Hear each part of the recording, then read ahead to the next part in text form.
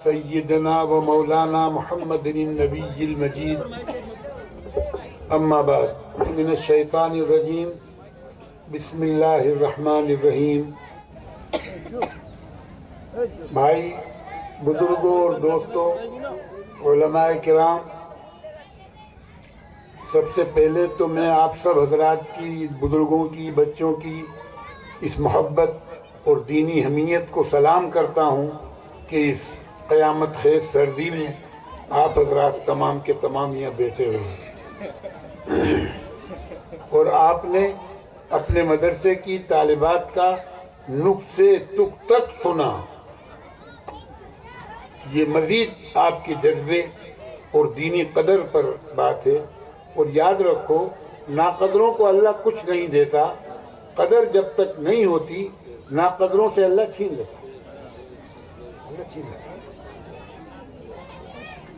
कदर करो इस मौलाना तसव्वुर हुसैन की, जो हमारे इलाके में इस वक्त इमाम बना हुआ है। ये इनका बड़ापन है कि मुझ जैसे फकीर बेबजात को इतने अजीम अल्फाज से नवाज रहे हैं। मैं आपको छोटी छोटी 2-3 किस्से सुनाता हूँ। तकरीर तो आप उलमा से सुनेंगे कल भी इंशाअल्लाह। देखिए मौलाना, ये मैं तारीख का तालिब इल्म हूँ।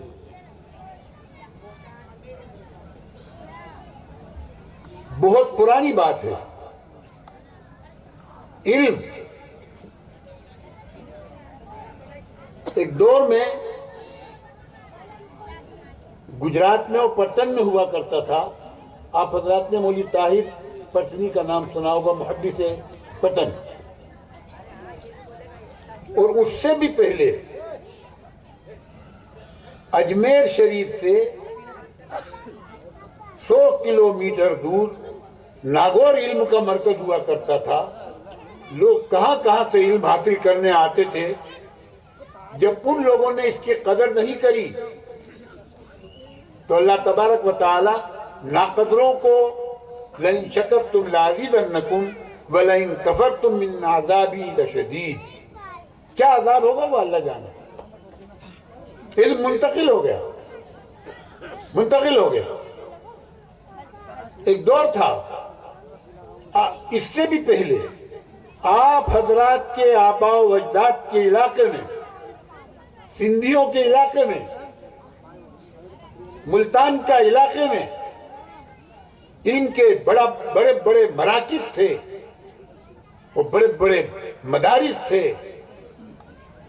तो हमारे उस इलाके के जिम्मेदारों ने नाकदरी करी, अल्लाह ने वहां से इल्म मुंतकिल कर दिया।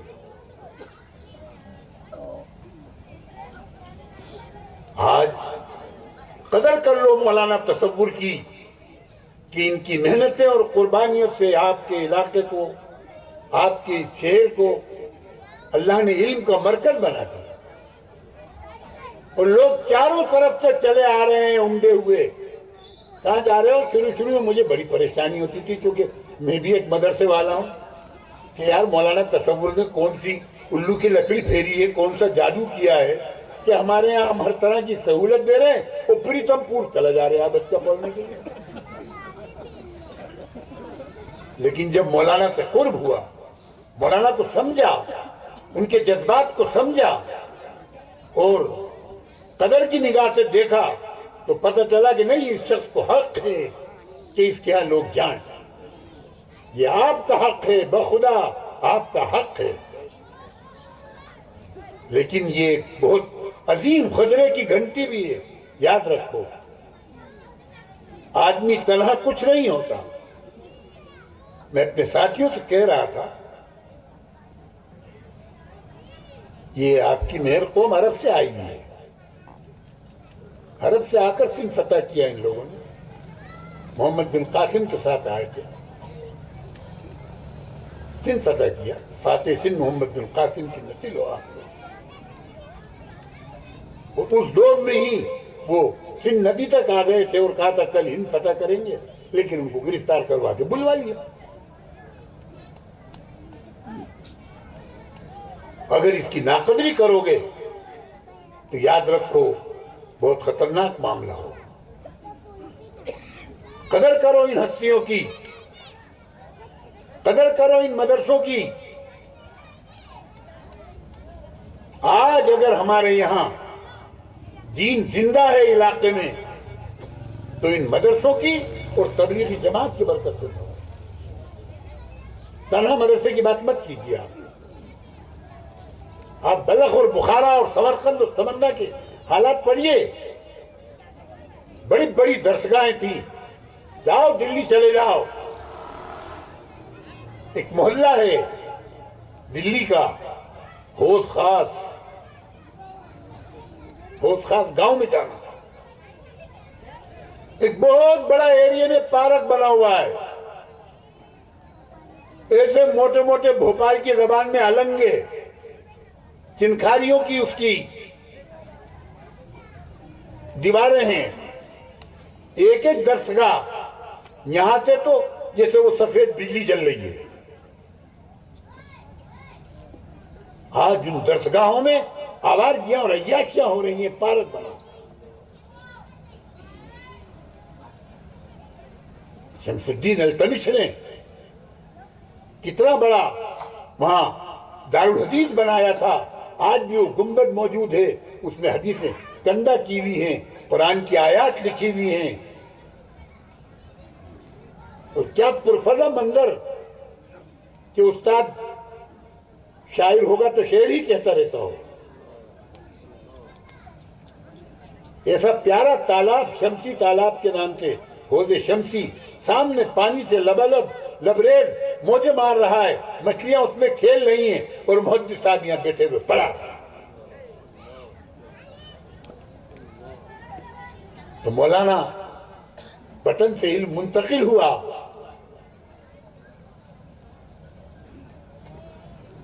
तो मौलवी साहब हमारे मौलाना वुसअत ज़र्फी में मैं मौलाना का कायल हुआ 2-3 मरतबा तकरीर सुनकर, वरना आप उलमा ने तो बामन का वो बना दिया है मजहब को कि वो कोई दूसरे कान में भी नहीं पड़े और बस जो ये सख्ती है हमारी यही रहे। बढ़ाई से बढ़ाओ इन बच्चियों को। लेकिन एक बात याद रखना, एक बात याद रखना भैया, देखो मुझे बात कर लेने दो या आप अपने टेलीफोनों पर बात कर लो, चले जाओ बाहर बात करो। मैं इस मामले में बहुत पागल आदमी हूं। आपको मेरी सुनना पड़ेगी, अपनी मत कहो। जब आपको कहना हो अखत्ती मुझसे कह लेना, मेरी बात पूरी हो जाती है। बेटा दरूद शरीफ पढ़िए, अल्लाहुम्मा सल्ली अला सय्यिदिना मौलाना मुहम्मद व बारिक वसल्लम। अकबर इलाहाबादी का कौल है और अल्लामा इकबाल का कौल है, तालीम औरतों की जरूरी तो है मगर,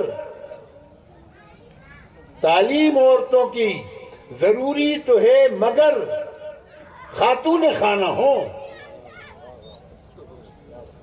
खातून खाना हो, ये सभा की परी न हो। हम अपने मजहबी, मौलाना ने बहुत जबरदस्त ईमान ले लिया आप लोगों का, उससे मेरा गुबार उतर चुका है, लेकिन फिर भी इतना कहूंगा कि आपने उनसे निरत करवाई। दवाई से जब गजलें गाती हैं तो वो भी निरत ही तो करती हैं। आप नातों पर निरत करवा रहे हो। नातों पर बच्ची यूं यूं यूं, क्या हो रहा है? ये क्या है? ये कौन सा आपकी दीनी अहमियत है? भाई मेरी बात बुरी लग रही हो, आइंदा मुझे मत आने देना, नहीं आऊंगा। जैसे मुझे उम्मीद है मौलाना मेरा डीजल भरवा ही देंगे गाड़ी में, और नहीं भरवाए तब भी मैं 30 लीटर डलवा के आया हूं पहले से। मगर बात वो कहूंगे जो खुदा लगे, बुरा मत मानो। बेपर्दा एक दिन जो नजर आई चंद बीबियां, अकबर जमीन में गैरत कौमी से गड़ गया।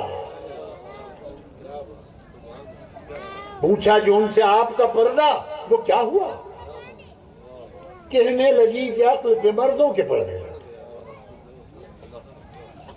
हमारी अक्लों पे पर्दे पड़ गए। औरत के क्या माने हैं? एक लफ्ज है, फुक़हा की इस्तिलाह है, सत्र औरत। सत्र माने हिस्सा, औरत माने छुपाने की चीज। जो छुपाने की चीज थी उसको हम बाजार में ले आए। इस्लाम ने इस हीरे को कितना अनमोल बनाया था। आज हम कॉलेज की तालीम के मुखालिफ नहीं है। मेरा मौलाना का कई जलसों में साबका पड़ा है। इस मौजू पर मुस्तकिल में बोलता हूं और ये कहता हूं जैसा कि मुझसे पहले किसने कहा था कि हम जिस तरह हमारे इन मदरसों को, इन मकतबों को हम एक एक मुट्ठी चावल और चना और गेहूं जमा करके और 2-2 पैसे जमा करके, 2-2 पैसे में मुझे बात याद आई, अभी आप हजरात का जज्बा देखकर आपके जज्बे को सलाम करता हूं। दीन के नाम पर खर्च करने का जज्बा, जब इनकी कदर करोगे खर्च करके। मेरा आबाई वतन में सिरोंज रहता हूं, लेकिन इलाका था, और टोंक में आने से पहले आपके इंदौर का इलाका था हमारा। तो मैं कोई नई जगह नहीं हूं, मेरे बड़ों के इलाके में हूं, यहां से इंदौर करीब है। टोंक के उस्ताद पूरे गुजरात और बंबई कहां मशहूर थे मुझका। हमारे यहां नवाब साहब का ये मामूल था, टोंक के नवाब का। घर घर मदरसे थे, घर घर मकातिब थे।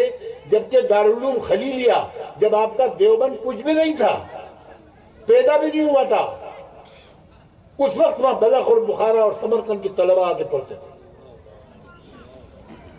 उसके बावजूद हुफ्फाज़ किराम मखसूस अपने अपने दरवाजों पर मकातिब चलाते थे, हाफिज के। औरतें हाफिज होती थी।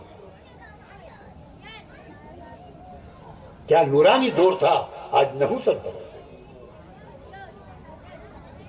हालांकि अब भी कुरान के आज़मत बड़ी जबरदस्त थे। अभी परसों ही एक मुसाफा हुआ है वहां पर। जी हाँ, मौलाना हाफिज साहब का बच्चा हाफिज हुआ,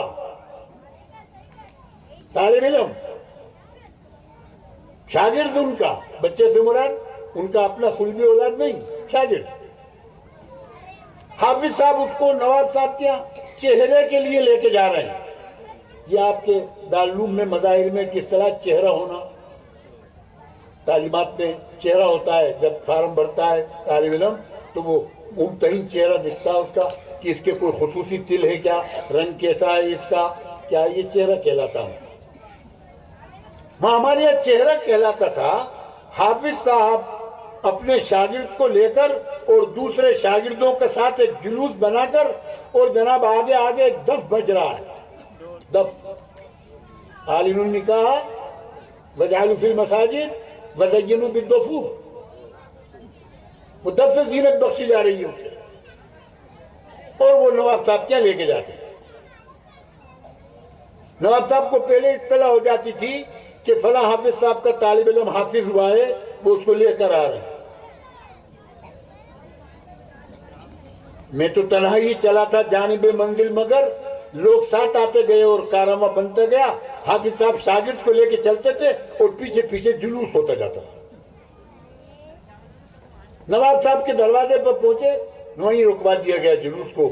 नवाब साहब खुद अपने महल में से निकलकर इस्तकबाल को आते, इस्तकबाल को आए।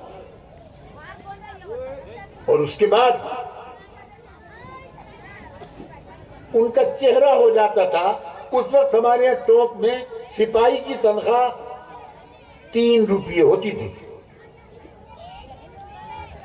घर में औरतें बैठ के गाती थी, लश्कर का सिपाही लाया रुपये 3, घर का घोड़ा बेच के मारी सर पे दीन, तेरा यार सूबेदार तुझे काय की करनी। 3 रुपये तनख्वाह। लेकिन इन हाफिज साहब के 3 रुपये नवाब साहब कैसे जारी है? 3 रुपये महीने। जो चाहे अपना कारोबार करें, कहीं पढ़ाएं, कहीं लिखाएं, कोई मजदूरी करे, कोई तिजारत करे, लेकिन नवाब साहब कहते 3 रुपये महीना जारी हो। उस कदर का नतीजा था कि घर घर में हमारे यहाँ उस्ताद हुआ करते। खानदान के खानदान हाफिज होते। और सुनो, एक छोटा सा इसमें बात में बात निकल रही है, तो याद माजी अजाब है यारब, छीन ले मुझसे हाफजा मेरा। मेरे बड़े अब्बा, मेरे ताया अब्बा और टोंक के उस वक्त के नवाब साजिद अली खान, जिन्होंने 25 साल नवाबी करी, वो 7 के पड़े हुए हाफिज हैं। नवाब साहब ने 3 दिन से, नवाबजादे थे उस वक्त, सबक नहीं सुनाया। हाफिज साहब को आया गुस्सा, उन्होंने यहां से कान दबाया, वो उसकी कान की ये पतली हड्डी टूट गई, हड्डी टूट गई। अब थोड़ी देर में चेहरा सूज गया। गुस्से से ज्यादा कोई चीज समझदार नहीं होती। जब सूजा हुआ चेहरा देखा तो कह रही क्या गजब हो गया। फिर भी अपनी उस्तादी का भरम कर रखने के लिए मौलवी साहब उन्होंने, आप हजरात मत तोड़ना किसी का खाने से, ये मैं आपको 150 साल पुरानी बात बता रहा हूं, 125 साल पुरानी, अब जमाने बदल गए।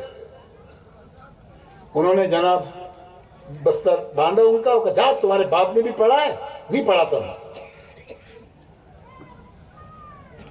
टोंक की जामा मस्जिद से नगर बाग तक वो बच्चा पैदल आया जो 4 घोड़ों की बग्गी में जाता था पढ़ने। नवाब साहब का दरबार लगा हुआ है, बच्चे का चेहरा सूजा हुआ। दरबारी चमचों ने देखा, अरे सरकार गजब हो गया, ये क्या हो गया, कान टूट गया बच्चे का। अच्छा, कान टूट गया, कैसे टूट गया बच्चे, क्या हुआ? तो उनको, उनकी औलादे इब्राहिम अली खताब को अब्बा बच्चे कहते थे। तो अब्बा बच्चे, हाफिज साहब ने हमारा कान दबाया, जब से हमें बड़ी तकलीफ हो रही है, बर्दाश्त नहीं हो रहा। अच्छा, हाथ पकड़ा।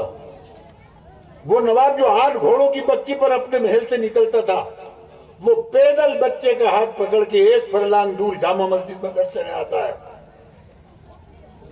सीढ़ियां चढ़ता है।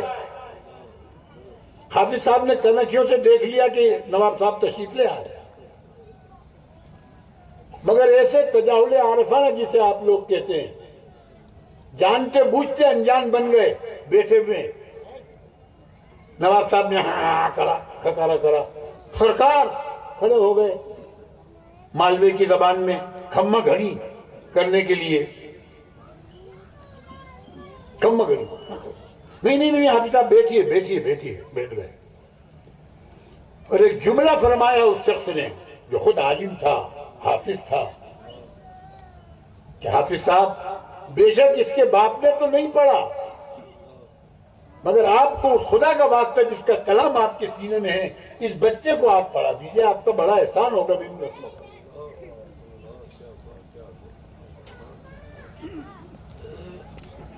वापिस महल तशरीफ लाए, अपने मीर मुंशी को बुलाया, और बुलाने के बाद लिखो फरमान। नवाब साहब की तरफ से फरमान जारी होता है उन हाफिज साहब के नाम पर कि आपको आज से हाफिज कानतोड़ का खिताब दिया जाता है, और 500 बीघा जमीन आपकी खिदमत में नजर की जाती है, इसको कबूल कीजिए। नस्लन बादा नस्लिन, बतनन बादा बतनिन, ये आपका हक होगा, आप इसको इस्तेमाल करें। आज तक उस खानदान के पास वो जमीन। जब उसके बाप ने ये करा, एक वक्त आता है कि वो बाप सिरोंज जाता है, गर्मी जमाने गर्मी गुजारने को सिरोंज जाते थे नवाब। सिरोंज टोंक रियासत का मसूरी और शिमला और कश्मीर था, यहाँ ठंड रहती थी, मालवे का इलाका। पहला रोजा है, पहली तरावी है। वो बच्चा उनका जो था इत्तेफाकन, जो हाफिज हो गया, बड़ा आलिम भी हो गया, मगर इंसान था, कोकीन खाने लगा। कोकीन आप पता नहीं कोई जानते नहीं जानते, ये अफ्यून जैसी एक नशावर चीज होती है, उसे कोकीन कहते हैं। वो खाने लगे थे, तो कहीं कोकीन खाए पड़े थे, उन्हें यही नहीं पता कि चांद दिख गया। अब्बा जान ने तरावी कोई ईशा के फर्ज के बाद जामा मस्जिद सिरोंज में अपने एडीसी से कहा कि हमने मजले को भी तो हिफाजत कराया था ना। कि जी सरकार कराया था। मतलब यह हुआ कि उनको लेकर आइए, जाके पानी वानी डाला उन पे और जैसे तैसे उनका थोड़ा नशा वो किया और उनको लेकर आए। अब उनका ये अमल उलमाए किराम जाने कहां तक सही था कहां तक गलत। मैं तो रंगीन पोश फकीर आदमी हूं, मैं इस मसले में कोई फतवा नहीं दूंगा, लेकिन वो उनको लेकर आ गए और उसी हालत में लाके और उनको मुसल्ले पे खड़ा कर दिया। मौलवी साहब उसने जो सूरह फातिहा शुरू करी, सूरह बकर, फिर आले इमरान, सूरह निसा, 5वां और 6वां और 7वां और 8वां और 9वां और 10वां पारा पढ़ के लोग बाग पीछे से भग लिए। अब्बा ने नियत तोड़ के कहा, अरे जालिम, क्या पूरी मस्जिद खाली करवाएगा? रुकू कर। दूसरी रकात में इन्ना के न पढ़ के सलाम।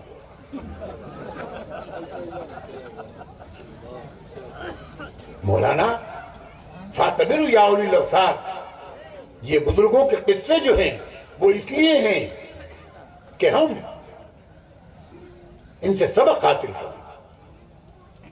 अगर चाहते हो कि ये तुम्हारी नौनिहाल, ये तुम्हारे मुस्तकबिल का ख्वाब है, आने वाले वक्त के इन्हीं में कोई मौलाना तसव्वुर पैदा होगा। किसी की पेशानी पे लिखा हुआ है कौन क्या बनेगा, कौन अपने वक्त का ख्वाजा मुइनुद्दीन चिश्ती बनेगा, कौन पीर मेहर अली शाह बनेगा,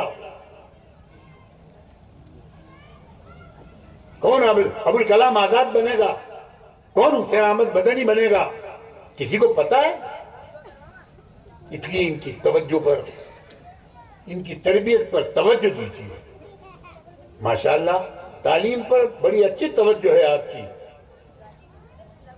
बच्चियों के तकरीरों से, उनके पढ़ने से, उनके सवाल जवाब से हम बैठे बैठे अंदाजा लगा रहे थे। ये एक अलग बात है कि उस बेहतरीन बादाम के हलवे में थोड़ा सा कंजी का आमेजिश हो गई थी। जी हाँ, वो उसका थोड़ा सा लिहाज कीजिए, उसका लिहाज करें। मैंने मौलाना से अर्ज किया था कि तकरीर आपने बेहतरीन कर दी।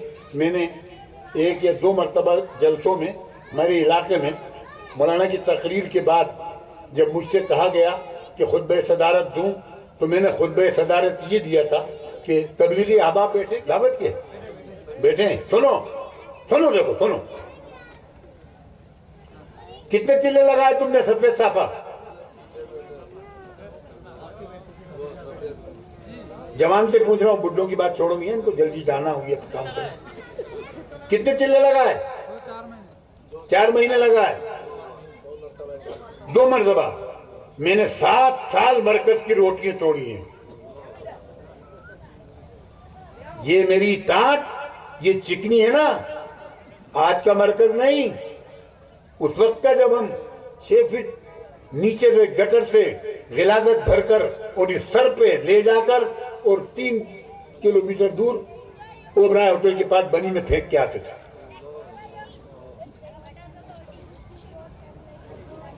इन हाथों ने जब शेख जकरिया आ जाते थे या हजरत जी हज को जाते थे तो 10-10 क्विंटल आटा गूंदा है। कितने दावतें खाई होंगी 3 चिल्लों में जाके।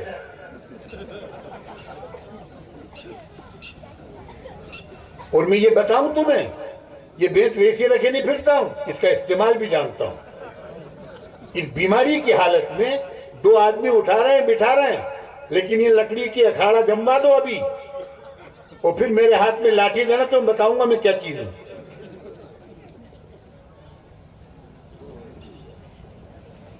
मौलाना हम मीज़ान पढ़ते थे, मीज़ान खत्म हुई थी उस साल हमारी, सन 67 की बात। हमें भेज दिया जमात लेके।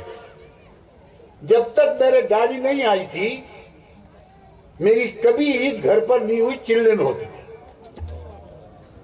और गाड़ी आने के बाद मेरे बाप ने कहा कि मियां बस अब चिल्ले बंद और अब चंदा करके लाओ। बहुत तुमने मुसाफिर करवा लिए, दावतें खा ली, अब लोगों की गालियां खाओ।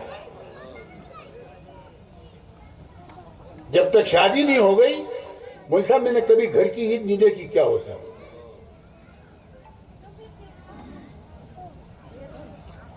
हाँ, मौलाना उस मरकज में हमने पढ़ा, 7 साल हम वहां रहे, 7 साल रहे, और हमारे दामने इल्मी में जो कुछ है, हमारे कशकोल में जो कुछ है, सब मरकज की देन। बाकी तो हमने सियासत से खेली, लड़ चलाए, उलमा की तलबा की खातिर दारुल में जेलों में गए, सब भुगता हमने अल्हम्दुलिल्लाह। सब चारों कूट कुमेते हैं, छोड़ भी नहीं। मौलवी साहब, उम्मत को आज किस चीज की जरूरत है वो देखो। खुदारा इस नई नस्ल पर तरस खा लो, इनको पढ़ाओ। तुमने एक बच्ची को पढ़ा दिया, एक खानदान को पढ़ा।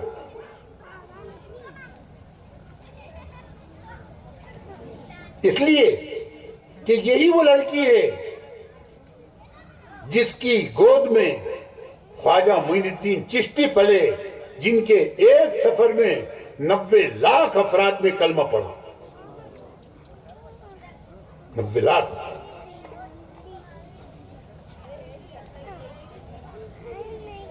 बात अब्दुल कादिर जिलानी की आई, बोर तो नहीं हो रहे सर्दी में? हाँ, शेख अब्दुल कादिर जिलानी मौलाना एक बड़े मियाँ चले जा रहे हैं, एक नहर के किनारे, जवान लड़का है। बड़े मियाँ अपने इलाके की जबान में बूढ़े बूढ़े को नहीं कह रहा, इज्जत का लफ्ज बड़े मियाँ बोल रहा हूं। जवान बच्चा 3 दिन के फाके से है,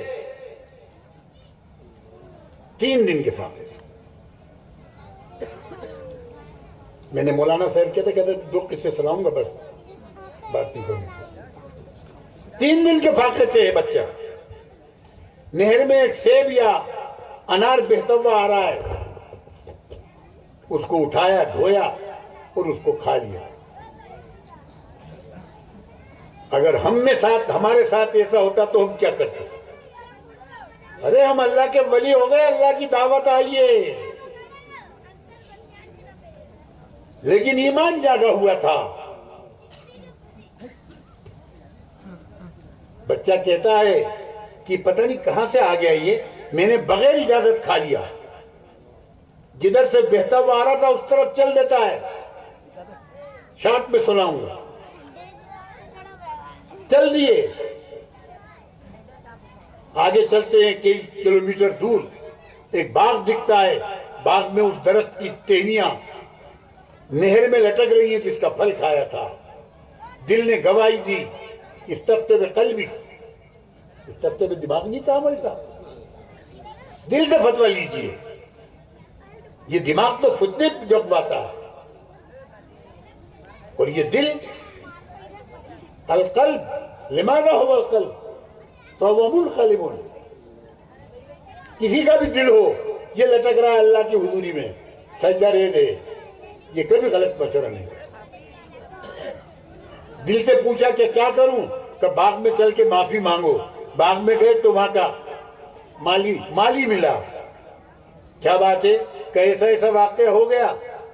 चलेंगे, जाओ, हो गया तो जाओ, अपने घर जाओ। तो नहीं साहब, बगैर माफी कैसे जाओ? तो फिर ऐसे ही आप मुत्तकी हो, ऐसे ही शौक हो रहा है माफी कराने का, तो ऐसा करो, फला शहर में चले जाओ, इसका मालिक वहां रहता है, जाओ उससे माफ कराओ, मुझे कोई हक नहीं है, मैं तो माली हूं। ये वहां पहुंचते 10 दिन 15 दिन पैदल चल के एक सेब या अनार माफ कराने के लिए पहुंचे। मालूमात करी, उन साहब तक पहुंच गए। उन्होंने कहा भाई मेरे था ये बाग, मगर मैं इसको बेच चुका,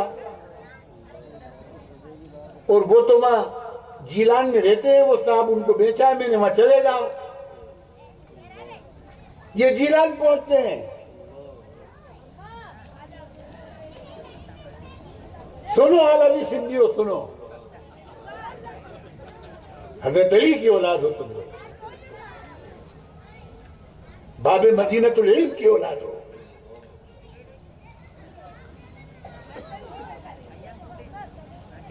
जीरान पहुंचते हैं, मकान मालूम किया, मशहूर आदमी थे, कुंडी बजाई, बाहर निकले, क्या बात है? तो कहा साहब ऐसे ऐसे मैंने वहां आपका वो बाग है। कहने लगे साहब बाग तो मेरा था, मगर मैं अपनी बेटी को दे चुका। राजस्थान और मालवे की जबान में अपनी छोरी को दे दिया। मैं जाता हूं, उससे पूछता हूं, वो अगर माफ कर देगी मुझे कोई एतराज नहीं है, उसकी मिल्कियत है वो। अगर मेरी आवाज बहन बेटियों तक पहुंच रही है तो सुने, दामाद का इंतखाब कैसे होता है।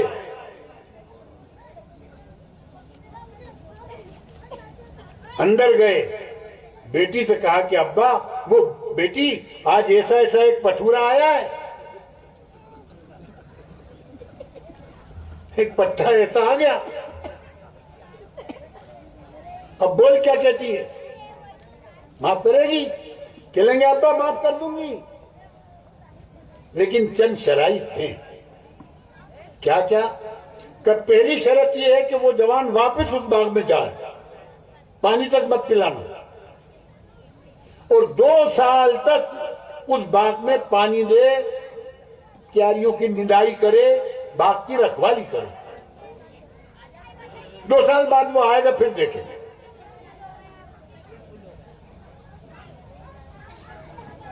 अच्छा था, आगे के भाई वो मेरी बेटी तो ये कह रही है बड़ी जिद्दन है, लाड़ों की पली भी है, तो कोई बात नहीं, मैं जा रहा हूं।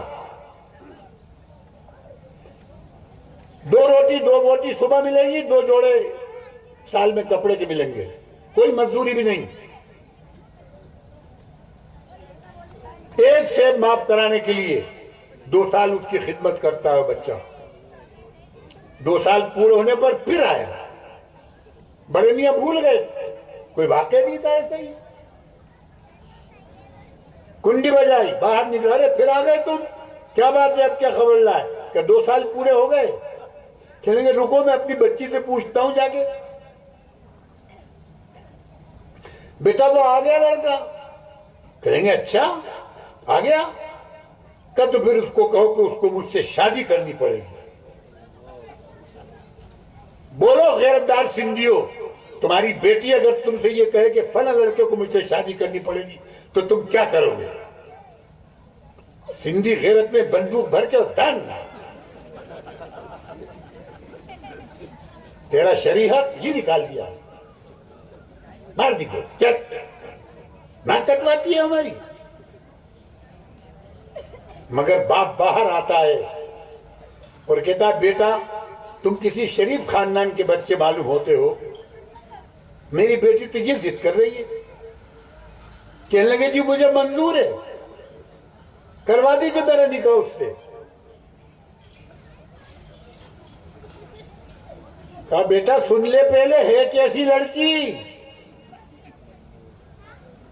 काली है, खुतरी है, 1 किलो कीमत से सर्जरी होगी, अंधी भी है, हाथों से भी मोहताज है, पांवों से भी लंगड़ी है, और जबान से भी गूंगी है।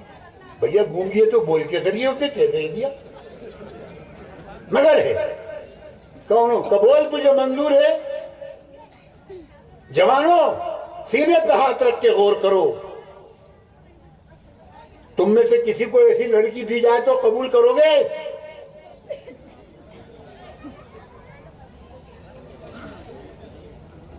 अच्छी अच्छी देखोगे। एक शायर साहब थे, उनको इश्क हो गया।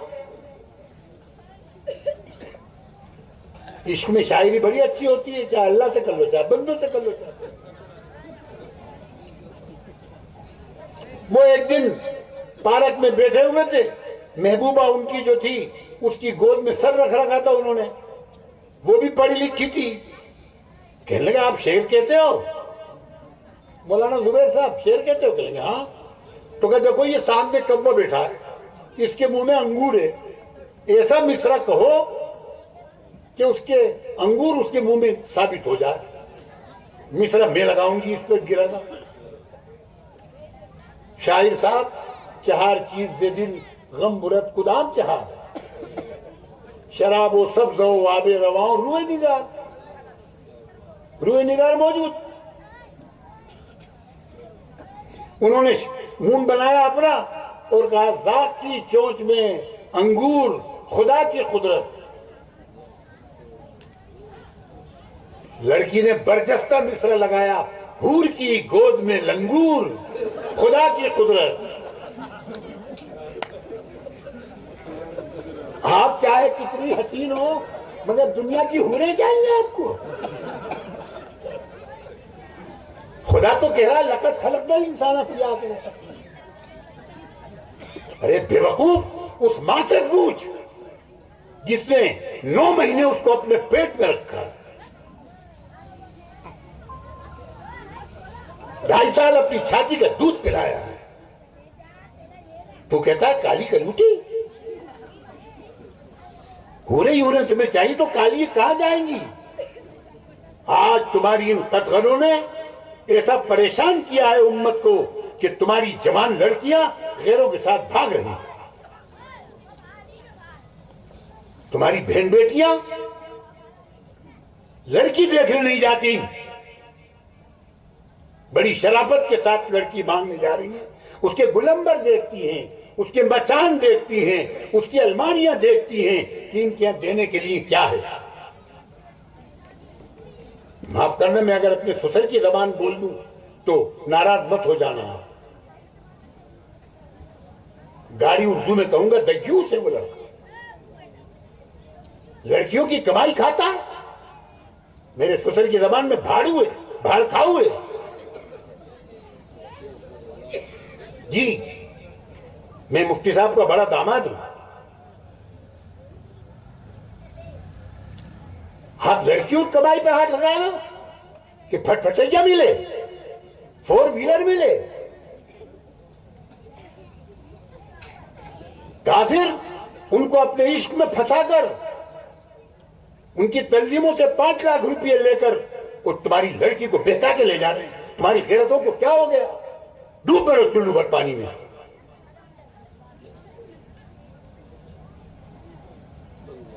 भगा रहे हैं। और फिर कितने वाकयात हमारे पास ऐसे आते हैं, जैसा कि अभी मेरे नाम के साथ आपने सुना होगा, मैं पूरे सूबे का नायब सदर हूं, जमीयत उलमा का नायब अमीर शरीयत भी हूं। मैंने हक शरीयत भी अदा किया, जो बात शरीयत के खिलाफ देखी उस पर नकीर कर दी। हक सियासत ये है कि उन लड़कियों की फिक्र करो, जवानों तय करो कि हमें कोई जहेज नहीं लेना, बगैर जहेज की हम शादियां करेंगे। बोलो करोगे? उठाओ हाथ, कौन कौन तैयार है इस पर?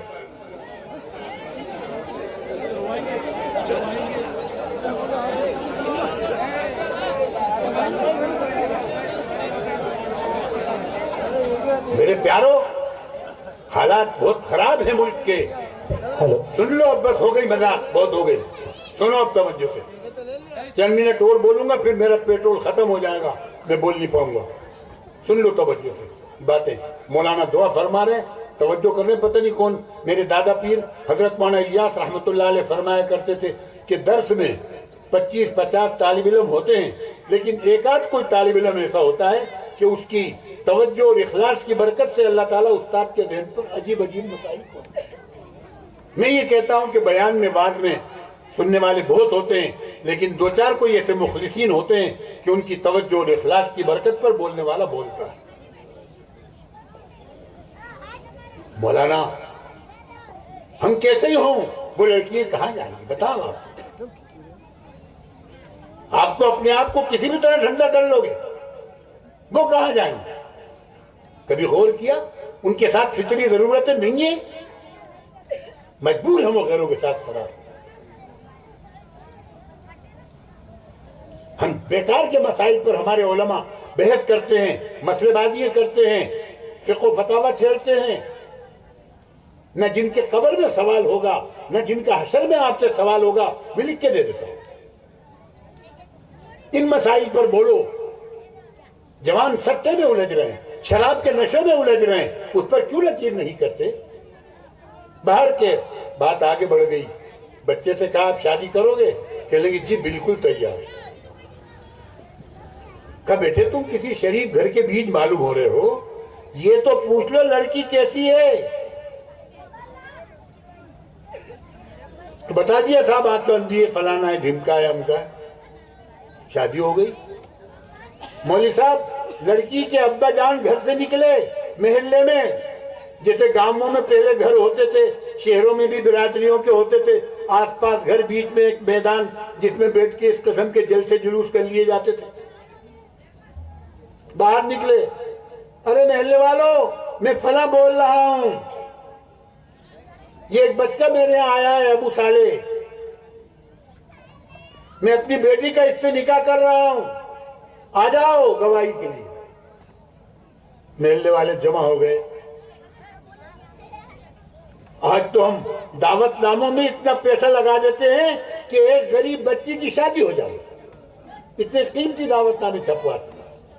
ऐसे बकस पन्निये चढ़े हुए और अंदर अजीब अजीब उसमें हलवे रखे हुए और पिस्ते बादाम रखे हुए आते हमारे पास।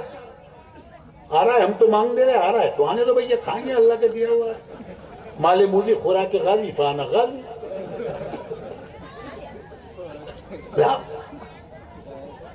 तुम्हारी किस्मत में अल्लाह ने तबाही लिख दी, हमारा पेट भर रहा है।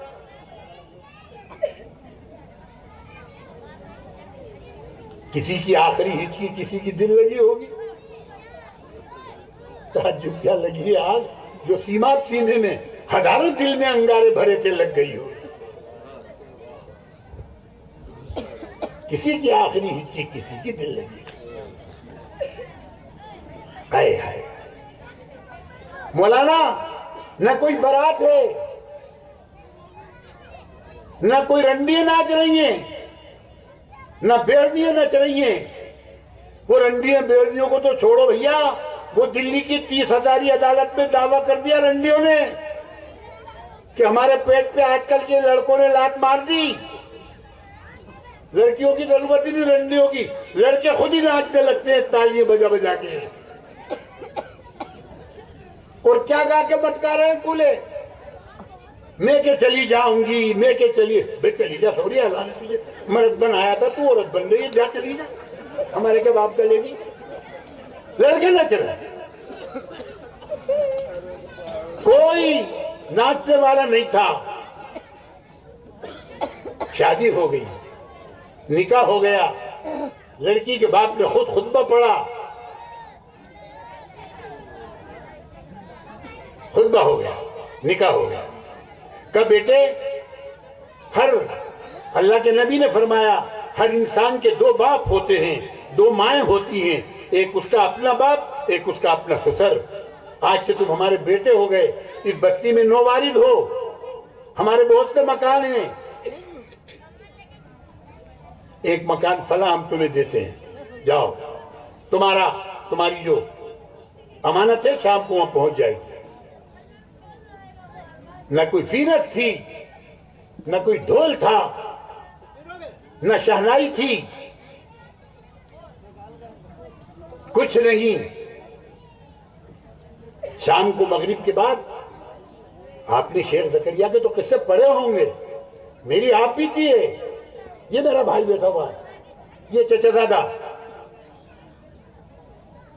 मेरे बड़े अब्बा की बेटी की इससे शादी होती है, निकाह होता है। मेरे बड़े अब्बा मौलाना फरमाते हैं वली अहमद जाओ जरा जाके देखो लड़की विदा हुई नहीं हुई। मैं गया घर में, इनकी बीवी को मैंने आवाज दी, वो बेचारी नई नंदों के एक हाथ में चुटिया, एक हाथ में कंगा, उधर बैठी हुई, मगर वली अहमद की आवाज उस जमाने में बड़ी खतरनाक होती थी, वो आवाज सुन के घर में से नहीं आती, बाहर आई तो उनकी नंदे वंदे बोली, इनकी बहनें, कि अभी हम भैया साहब इसके जरा कंगी चोटी कर रहे हैं और वो फलाना गाड़ी आ रही है उसमें पहुंचाएंगे, जबकि इनका घर जो इनका ससुराल बना उससे इतनी दूर होगा मुश्किल से, जैसे यहाँ से तो ये यहाँ तक आखिर तक जाओ फिर वापिस आओ फिर चले जाओ। कहीं गाड़ी आ रही, मैंने कहा वालिद मियाँ कहते थे हम उन्हें, मैंने कहा कि साहब वो अभी ऐसा ऐसा मामला, कहलेंगे मियाँ में चैन से मरने दोगे नहीं? क्या लड़की हमेशा गाड़ी में जाएगी? जाओ उसको पहुंचा के आओ। मैंने फिर आके आवाज निकाली, घर में सब पर्दे वाली पर्दे हो गई, वो बेचारी आ गई। मैंने कहा बुर्का ओढ़ो, आज से तुम्हारा घर वो है जहां मैं तुम्हें पहुंचा कर आ रहा हूं, पहुंचाने जा रहा हूं। अगर अपने खामिन को, अपने सास ससुर को, अपनी नंदों को, देवर जेठों को खुश रख के अगर यहाँ आई तो ये दरवाजा हमेशा खुला हुआ है, और नाराज करके आई तो दरवाजा बंद। सास के नाम की खाला, उसका भी मुंह काला। अगर आप पे कोई वक्त पड़ जाए तो दरूद शरीफ की कसरत करना। आपके 1000 मर्तबा दरूद पढ़ने पर जिस दरूद को हम भूल चुके, जिस दरूद को हमने बरेलवियों को, बिदअतियों को दे दिया।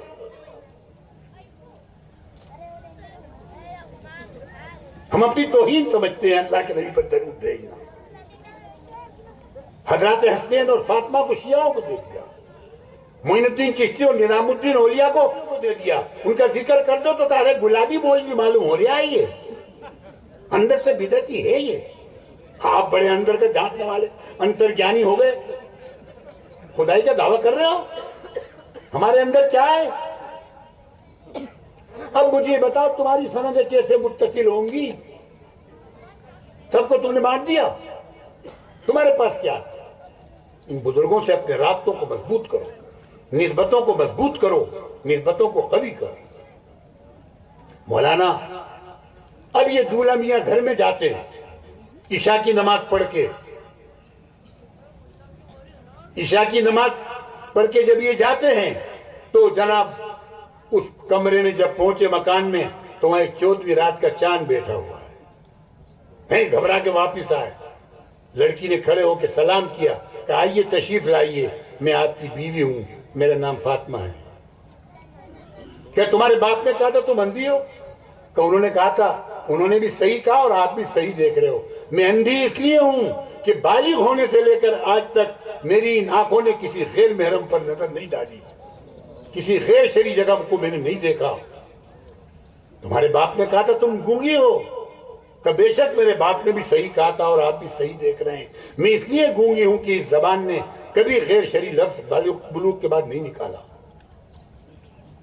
मैं इसलिए कानों से बहरी हूं कि कभी कोई गैर शरी बात मैंने नहीं सुनी। हाथों से इसलिए माजूर हूं कि इन हाथों ने कभी गैर शरी काम नहीं किया। इन पांवों से इसलिए माजूर हूं कि कभी गैर शरी मकाम पर ये पांव नहीं गए। आज हमारी बहन बेटी हैं, घरों में टीवी आ गई फिर भी सिनेमा देखने चली जा रही है। गौर करो, ये मैंने इसलिए सुनाया आपको। बस मौलाना मैंने 2 किस्से कहे थे, एक पर ही इत्तेफा करता हूं। नतीजा लफ्ज़ नशर मुरत्तब करके ही निकलता है कि अपने घरों के माहौल को ऐसा बनाओ, जब ऐसा लड़का होगा जो एक सेब की माफी के लिए इतनी तकलीफें बर्दाश्त करेगा जवानों, और ऐसी लड़की होगी, हमारे घर का ये सब माहौल होगा, तो फिर मालूम है इसके मिलने से कौन पैदा होगा? गौसुल आजम जीलानी, जिनको अपन लोग बड़े पीर साहब कहते हैं। बड़े पीर साहब का नाम तो बड़ा याद रह जाता, लेकिन बड़े पीर साहब किस माहौल में परवान चढ़े थे? शेख अब्दुल कादिर जीलानी इन 2 मियां बीवियों के मिलाप से पैदा हुए। अल्लाह के दरवाजे बंद नहीं हुए हैं अभी। अगर अब भी तुम्हें यकीन नहीं है कि खुदा की कुदरत क्या है तो आजमा के देखो, अपने घरों को तालीम से मुज़य्यन करो। तालीम से बचने की कोई उम्र नहीं होती, कोई उम्र नहीं होती। उतलबुल इल्म अलल महद इलल लहद, बड़े बड़े भी इल्म हासिल कर सकते हैं।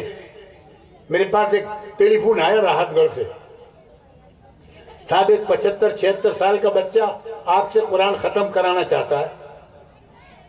मैंने कहा चलो भाई हम भी जाएंगे, देखेंगे। पहुंच गए राहतगढ़। बड़ा मजमा मौलाना, बड़ा लंगर चल गया। वाकई एक साहब बैठे हुए, हारों से लदे हुए, इनामात से लदे हुए, नोटों के हार गले में, फूल से गलने वाले नहीं। वो फूल नहीं जो आपने बेइज्जत करे मेरे पांवों में डाले, नोटों के हार और कपड़ों का ढेर लग रहा कोने में, रुमालों का, साफों का। जैसे अभी मुझे आखिर में बिठाया, ढूंढ को जला देते हैं आखिर में, तो मुझे बिठा दिया। मैंने कहा भाई बड़ी मियां आपको क्या मुसीबत आई थी ये इस उम्र में पढ़ने की? कहने लगे तबलीग वाले ले गए थे मुझे पकड़ के। सुनो, तबलीग वाले ले गए थे। हमारे बाद बेवकूफ नई नस्ल के उलमा समझते हैं जमात वाले मदरसों के मुखालिफ। अरे मौलाना, आज हमारे मदरसों में तलबा इनकी बरकतों से आ रहे हैं। माफ करना, मेरी बात पे यकीन नहीं हो, तखलीम बात कर लेना। खानकाहों को मुरीद ये दे रहे हैं। अब गलतियां जाहिल हैं, गलतियां होती हैं, आपको चाहिए इस्लाह करो हिकमत के साथ। उदू इला सबील रब्बिक बिल हिकमत। वो उनको ले गए जमात में, 4 महीने लगा के आए। छोटे छोटे बच्चों को नूरानी कायदा पढ़ते देखा तो कहा हम भी पढ़ेंगे। रुक गए। जोरू ने जाता, अल्लाह से नाता, बीवी मर चुकी थी। जनाब बेटा बहू के हवाले थे। बेटा बहू को बुला कहा, उन्होंने कहा हम खाना भेजेंगे। मुझे साहब उन्होंने, बुड्ढे मियां ने छोटे छोटे बच्चों के साथ बैठने में कोई शर्म नहीं करी और सीख आई। यहां तक कि नादरा कुरान हो गया। कब तो हिफाजत करके मस्जिद से निकलूंगा। मुझे साहब 6 साल में वो बुड्ढा, 70 साल का बुड्ढा हाफिज हो गया। 6 साल में हाफिज हुआ। 6 साल मस्जिद से नहीं निकला और सबको एक आंख से देखता था बेचारा, बुड्ढा होने के बावजूद। समझ में आई? एक आंख वाहिद गायब, लैसा लहू इंदहू वालिदैन। काने मियां थे। अपन क्या कि देहाती जबान में कलमा था। ये जमात की बरकत, ये इनकी बरकत। इसलिए जो तुम्हारे बच्चे आगे बढ़ गए, मदरसों में नहीं पढ़ पाए, तुम नहीं पढ़ पाए, उनको जमातों में भेज दो। जमातों में भेज दो उन्हें। कम से कम नमाज सही हो जाएगी, उनकी नमाज आ जाएगी, नमाज के आदी बन जाएंगे। नीचे अल्लाह देता। हमारे जमाने में मरकज में एक बुजुर्ग होते थे, हजरत मदनी के खलीफा। वो फरमाते थे हम 3 चिल्लों में क्या सिखाएंगे कि दीन की अलीफ बे ते सिखाएंगे। आप एक चिल्ला लगा के मुफ्ती आजम बन के आ जाते हो। आज जो बिगाड़ आ रहा है मौलाना, मैंने मरकज ये बात पहुंचाई, बरारा सादमिया से नहीं कह सका, मेरे उस्ताद दादों के जरिए मैंने मौलाना उबैदुल्लाह के बच्चों के जरिए पहुंचाया कि कोई भी बड़े से बड़ी जमात, छोटे से छोटा इदारा जब अपने उसूल से, अपने बानी के वजह करदा उसूलों से सरे मुंह फर्क करेगा तो फितने खड़े हो जाएंगे। हमारी दावत का मौजूद फजाइल है। मसाइल इन मदरसे वालों को और उलमा के जिम्मे, इफ्ता वालों के जिम्मे छोड़ दीजिए। मसाइल मत बोलिए। छोटा सा मसला भी होगा, जाओ भाई साहब, जाओ मदरसे में। हमने मसाइल में बहस करना शुरू कर दी, वो मत करो, बिल्कुल मत। फजाइल पर बात करो, फजाइल समझाओ। इससे तुम्हें फजाइल आए और पीरों को मुरीद भी मिले। जमात में गए तो पता चला पीरी मुरीदी भी खुश होती है, वरना पहले हमारे सिंधियों के पीर अलग होते थे, पंजाबियों के अलग होते थे, मंसूरियों के अलग होते थे, कसाईयों के अलग होते थे। वो मकनपुर शरीफ से आते थे, उनके घोड़े यहाँ बंधे खड़े रहते थे और वो घोड़े पे बैठ के पूरे इलाके का सब वसूल करके अपने घर ले जाते थे। अपना झूठा पिला दिया कि हम पीर तुम मुरीद, जाओ चलो। उन्हें खुद नहीं पता पीरी क्या है, मुरीदी है किस जगह का। मैंने हज में देखा सैयद अहमद कबीर रिफाई की औलाद, बड़ौदा की बहुत बड़ी खानकाह के सज्जादे, गाड़ी मुंह साफ, पीर साहब थे। अल्लाह ने मुझे शर्फ बख्शा, वह मुझे मुफ्ती साहब ने बिठा दिया मीना में तकरीर के लिए। अल्लाह ने कुछ ऐसी बात निकलवाई कि वो मेरे पास वादा करके उठे कि आइंदा आप ऐसी सूरत नहीं देखेंगे मेरी। उसके बाद दूसरे साल हज में उनकी दाढ़ी। तुम ऐसा हिकमत के साथ बात करो, इससे तुम्हें सब मिलेंगे। बोलो भाई, जमात का ताउन करोगे खूब जम के। अगर नहीं जा पाओ खुदा ना खास्ता तो इसकी मुखालिफत मत करना, इनको बुरी नजर से मत देखना। ये अल्लाह के दीवाने हैं, इनको खुद नहीं आ रहा, चीख रहे हैं कि आग बुझाओ आग बुझाओ, पानी है नहीं, इनको पानी पहुंचाओ। ये उलमाए किराम का काम है, इनकी सरपरस्ती करें। मैंने आपका बहुत वक्त लिया, आप हजरात ने बहुत तवज्जो से दिल की दिलचस्पियों से मेरी बातें सुनी, मैं दिल की गहराई से मशकूर हूँ। दूसरा जो किस्सा मैं सुनाना चाहता था वो मुझ पर कर्ज है, मैं खानदानी तौर पर कर्ज खाने का आदी हूँ। अगर आइंदा कभी आया तो ये कर्जा चुकाने की कोशिश करूंगा। ऐसी कुछ किस्से सुना के आपको। अल्लाह ताला हम सबको कहने सुनने से ज्यादा अमल की तौफीक अता फरमाए।